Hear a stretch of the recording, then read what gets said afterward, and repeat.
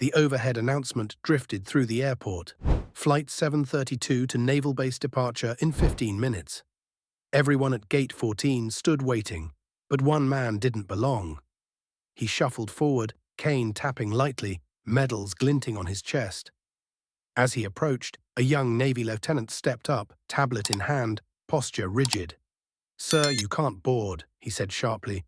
"This flight is reserved for authorized personnel only." The older man paused, gaze steady. "I have an invitation," he replied softly. "This flight is for the memorial. I was asked to be on it." The lieutenant didn't budge. "Either show your clearance or step aside." Around them, passengers looked up. Some recognized the old veteran. Whispers began. "That's Chief Petty Officer Brooks, isn't it? I've seen his story online." But the lieutenant wouldn't look. To him, it was simple. No clearance, no boarding. The veteran's voice was low but edged with confusion. "I helped plan this trip. I belong on this flight." The lieutenant scrolled. "Name? Brooks? I don't see you." He tapped impatiently. "Not on my list. No boarding." A hush fell. The veteran stood tall, dignity unbroken. "I served before anyone here was born. I fought alongside men whose names are carved in marble. I lost brothers." The lieutenant gave a curt nod. "Protocol." He pointed toward the seating area. "Please wait there then." The entire terminal seemed to exhale. The veteran lowered his head, cane in both hands, emotions hidden behind set eyes. Passengers exchanged glances. One person said, "I thought that was him, the Navy Cross hero." Another whispered, "He pulled men out under fire." The weight of history pressed down, but the lieutenant didn't seem to feel it. Then came the sound of crisp dress shoes.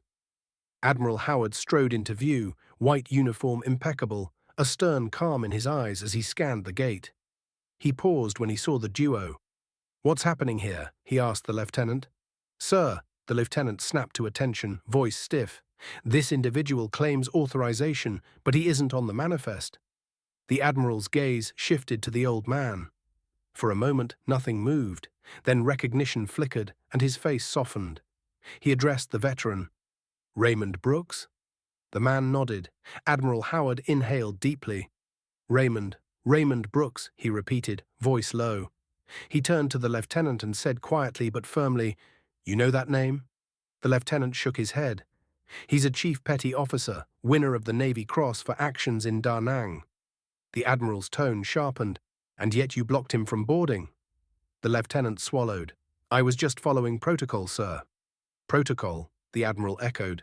"That word matters less when honor stands before you." He stepped forward. "Brooks, right this way.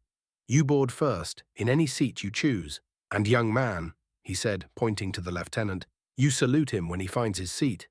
The gate erupted in applause. The lieutenant exhaled, face pale, unsteady. Brooks nodded once, cane tapping ahead, and began walking toward the jet bridge. The Admiral signaled the staff to hold other passengers back, escorting Brooks forward. Every eye followed. Some passengers stood, some carried their hand to their heart. A soft but growing standing ovation echoed as Brooks disappeared into the aircraft. Moments later, once aboard, a young sailor approached the veteran. "Sir," he whispered, voice thick, "would you tell me what happened in Da Nang?"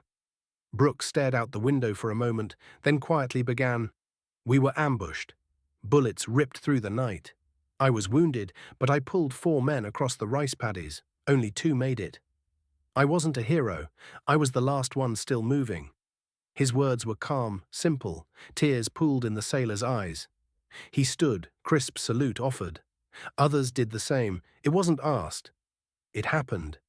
In that narrow cabin, decades of untold sacrifice found tribute. The plane touched down. As they deplaned, Admiral Howard spoke into a microphone. It wasn't a formal announcement. It felt real. "Ladies and gentlemen, I apologize. What you just witnessed should never have happened, or needed to happen.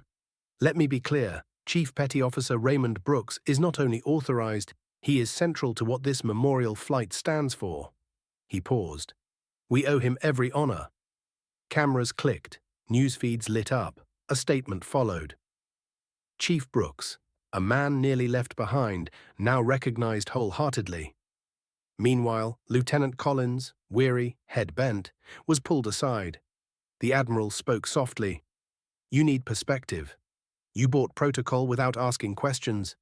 You'll spend the next several weeks talking to veterans, learning names, stories, history. We don't punish, we educate." Collins nodded, voice quiet. "Yes, sir." Weeks later, at the National Navy Memorial, Collins and Brooks stood side by side. The lieutenant leaned in, voice gentle. "Chief, I want to thank you for your patience, for your service, and for showing me what true respect looks like." Brooks placed a hand on Collins's shoulder. He said, "Don't thank me. Thank everyone who told my story. Now we have to remember it, every day." The crowd watched, moved. The symbolism was powerful, a veteran honored properly, and a young officer forever changed by the encounter. In a world that often values rules over respect, that boarding gate became the crucible for a lesson millions need. Some names aren't on any list, but they deserve to be known.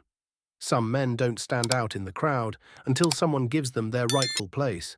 What would you have done at that moment? If you believe every hero deserves recognition, hit that like button, subscribe for more stories that matter, and leave a comment with your thoughts.